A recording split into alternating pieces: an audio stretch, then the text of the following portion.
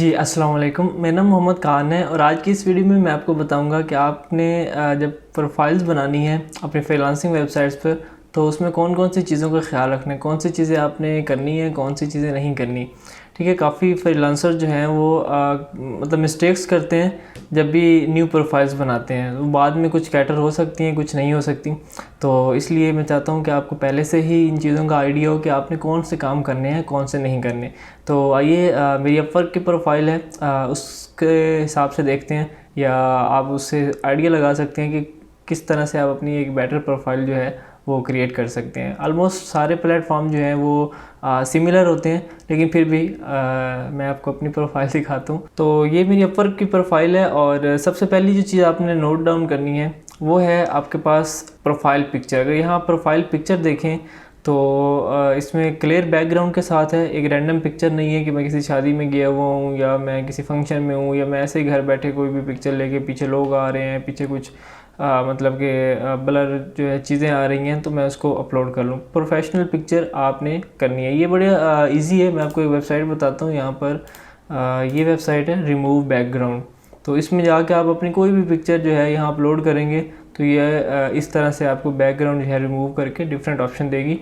पीछे मतलब कि सीनरी वगैरह भी लगा सकते, कुछ भी है। तो आपने कोशिश करनी है कि आपने जो बैकग्राउंड है वो इसका प्लेन रखना है। ठीक है, जो भी आप कलर्स यूज़ करना चाहें। उसके बाद जो नेक्स्ट आपके पास है वो है आपका नेम जो है वो आपका ओरिजिनल होना चाहिए, जो आपके आईडी कार्ड के ऊपर है। ठीक है, कल को ये वेरीफाई करते हैं फ्रीलांसिंग प्लेटफॉर्म, तो अक्सर लोगों ने नेम जो है वो अपना सही नहीं लिखा होता, जिसमें फिर बाद में उनको प्रॉब्लम्स आ रहे होते हैं। तो नेम जो है आपने अपना आईडी कार्ड वाला लिखना है। ठीक है, लोकेशन वगैरह सही लिखनी है, ये सारी चीज़ें सही लिखनी है। उसके बाद जो मेन चीज़ आती है वो है आपकी हेडलाइन। जो आपकी प्रोफाइल की हेडलाइन है वो आपने बड़ा ही समझ लेके सोच समझ के लिखनी है। प्रोफाइल हेडलाइन जो है वो इतनी इंपॉर्टेंट है कि उसके अकॉर्डिंग भी आपकी प्रोफाइल जो है वो ऑप्टिमाइज़ हो रही होती है। तो हेडलाइन में होता क्या है, हेडलाइन में आपने वो चीज़ें लिखनी होती हैं जो आप प्रोफाइल पे दे रहे होते हैं। और इसमें जो मैं रिकमेंड करता हूँ या जो बाकी भी ट्रेनर हैं, जो फ्रीलांसर्स हैं, रिकमेंड करते हैं कि आपने क्या करना है कि आपने मल्टीपल जो स्किल्स हैं वो उसमें ऐड नहीं करने। लेट्स सपोज आप कहते हैं जी मैं ग्राफिक डिज़ाइनर भी हूँ प्लस मैं कंटेंट राइटर भी हूँ, तो बेशक आप होंगे, ठीक है, लेकिन क्लाइंट के माइंड पे ये नेगेटिव इम्पैक्ट पड़ेगा। या क्लाइंट जो है इसको नेगेटिव वे में सोचेगा कि इसको डिज़ाइनिंग का भी सारी चीज़ें आती हैं, एक्सपर्ट है, कंटेंट राइटिंग में भी एक्सपर्ट है, चाहे आपको आती हैं, लेकिन आपने क्लाइंट को सिर्फ अपना बेस्ट पार्ट दिखाना है या आपने सिर्फ वो चीज़ें दिखानी हैं जो आप कर सकते हैं, बेहतर कर सकते हैं, जो आप करने जा रहे हैं। ठीक है, समझ लीजिए खिचड़ी नहीं बनानी है आपने।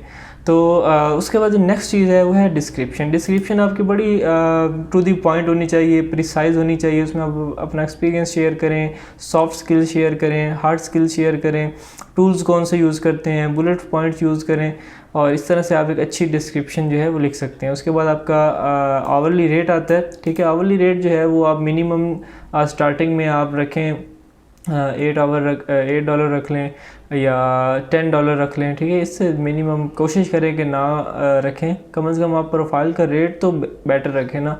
बाद में प्रोजेक्ट चाहे आप $5-7 वाला भी पकड़ लें, लेकिन आपका कम से कम प्रोफाइल जो है आपका रेट वो इतना कम नहीं होना चाहिए कि पता लगे कि बहुत ही लो सर्विस है।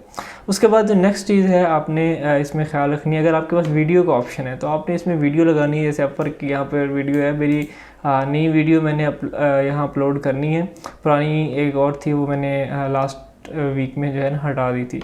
उसके बाद जो नेक्स्ट है आपने इसमें कोशिश करना है कि आपने इसमें पोर्टफोलियो ऐड करना है। ठीक है, पोर्टफोलियो बहुत इंपॉर्टेंट होता है। आपकी जितनी भी स्किल्स हैं आप उसके अकॉर्डिंगली पोर्टफोलियो ऐड करें। ठीक है, ये मैं आपको अपवर्क का बता रहा हूँ। बाकी भी प्लेटफॉर्म जितने भी हैं, गुरु है, पीपल पर आवर है, तो वहाँ पर सारे चीज़ें जो है ये वाले ऑप्शन आते हैं, सिवाय फाइवर के। फाइवर पे कुछ चीज़ें आएंगी, जैसे पोर्टफोलियो का ऑप्शन जो है वो टॉप रेटेड को देता है, ये सिलेक्टिव लोगों को देता है वो। उसके बाद है स्किल्स। स्किल्स में आपने स्किल्स भी आपने रिलेटेड ऐड करने हैं। ये नहीं है कि आपने मतलब कि स्किल्स में खिचड़ी बना दी कि मैं सारे स्किल्स ऐड कर लूँ। तो जब आप सारे स्किल ऐड कर लेंगे तो उसमें नुकसान आपका ही है। तो आपने कोशिश करना है कि आपने रिलेटेड जो आप सर्विस देना चाह रहे हैं, लेट्स सपोज आप अगर एसईओ की सर्विस देना चाह रहे हैं तो एसईओ से रिलेटेड सारी कीवर्ड लिखें। अगर आप वर्डप्रेस की सर्विस देना चाह रहे हैं तो वर्डप्रेस से रिलेटेड सारे कीवर्ड लिखें।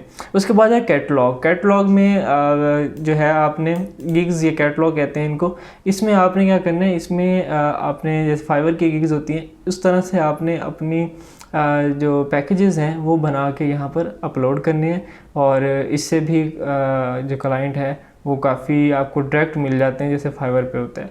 उसके बाद टेस्टिमोनियल्स वगैरह हैं। टेस्टिमोनियल्स मोस्टली प्लेटफॉर्म नहीं इसका ऑप्शन देते, सिर्फ अपवर्क देते हैं, ठीक है। इसमें आप किसी भी पर्सन को जो है रिक्वेस्ट कर सकते हैं, उसको ईमेल कर सकते हैं। जो पर्सन वो चाहे अपवर्क पे हो या ना हो तो वो आपको जो भी रिव्यू देगा वो यहाँ पर शो हो जाएगा। उसके बाद है सर्टिफिकेट्स। तो आपने सर्टिफिकेट्स जो हैं वो लाजमी ऐड ऑन करने हैं। सर्टिफिकेट्स ऑलमोस्ट सारे ही प्लेटफॉर्म देते हैं, फाइवर पे नहीं होता, बस वहाँ पे सिर्फ लिखा जाता है। यहाँ पर कुछ प्लेटफॉर्म जो है उसकी पिक्चर की भी ऑप्शन देते हैं, कुछ जो है वो सिर्फ लिखने की ऑप्शन देते हैं टेक्स्ट फॉर्म में। तो आपने सर्टिफिकेट लाजमी ऐड करने हैं। जो भी आपने सॉफ्ट स्किल सीखे हैं, अपने जो रिसेंट हाई पेड स्किल्स हैं जो आपने वो सीखी हैं वो सारे आपने ऐड करने हैं। उसके बाद है एम्प्लॉयमेंट हिस्ट्री या आपका एक्सपीरियंस है। तो आपने एक्सपीरियंस या अपना एम्प्लॉयमेंट जो आपकी हिस्ट्री है वो आपने शेयर करनी है। आपने किसी फ्रीलांसर के साथ काम किया है, आपने किसी एजेंसी के साथ काम किया है, आपने किसी फ्रीलांस क्लाइंट के साथ काम किया, आपने लोकल जॉब की है, कुछ भी आपका एक्सपीरियंस है तो सारा आपने इसमें ऐड ऑन करना है। उसके बाद नेक्स्ट है आपका अदर एक्सपीरियंस। ये और उसी में ही आ जाता है, ये यहाँ पर इन्होंने अपवर्क पे दिया हुआ है अलग, बाकी वरना बाकी प्लेटफॉर्म पे सिर्फ जो है वो एम्प्लॉयमेंट हिस्ट्री या एक्सपीरियंस का ऑप्शन आता है। उसके बाद एजुकेशन वगैरह आप उसमें वो भी ऐड कर सकते हैं, ठीक है। यहाँ पर इसने अलग से दिया हुआ है, कुछ वेबसाइट्स जो हैं वो साथ ही दे देती हैं एक्सपीरियंस के, इस तरह से। बाकी लैंग्वेजेस वगैरह ऐड करनी है। अच्छा, यहाँ पर देखें आप, ये आईडी लिखा हुआ है वेरीफाइड, इट मीन्स कि मेरी आईडी जो है वो वेरीफाई है। आपने करना ही होता है कि कोशिश करें कि जितनी जल्दी हो सके आप अपनी आईडी को वेरीफाई करवाएं और चीज़ें जो हैं वो ओरिजिनल रखें। मतलब कोई भी चीज़ आप फेक करेंगे तो वो आपका अपने लिए ही नुकसानदेह है। उसके बाद आप ऑनलाइन रहें मैक्सिमम, और maximum number of proposal send करें। फ्रीलांसिंग में जो सक्सेस